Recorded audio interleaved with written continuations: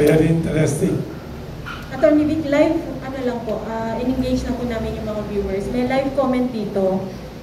Play safe ka daw masyado at hindi ka daw diretsong bumanat kagaya ni Amy Marcos. Once and for all, are you still with and for Marcos Jr.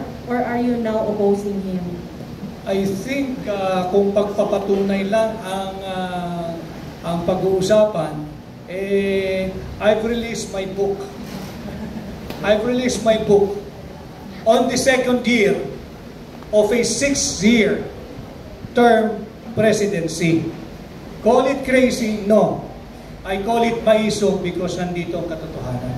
And I am no longer, matagal na kaming hindi magkasama ni Pangulong Marcos.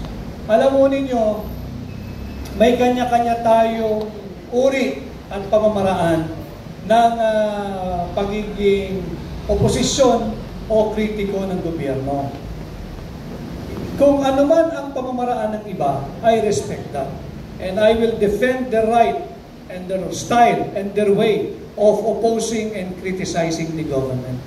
But nobody can force me to mimic or copy or be like the others simply because they find it more controversial. Eh di sila yun. Well and good.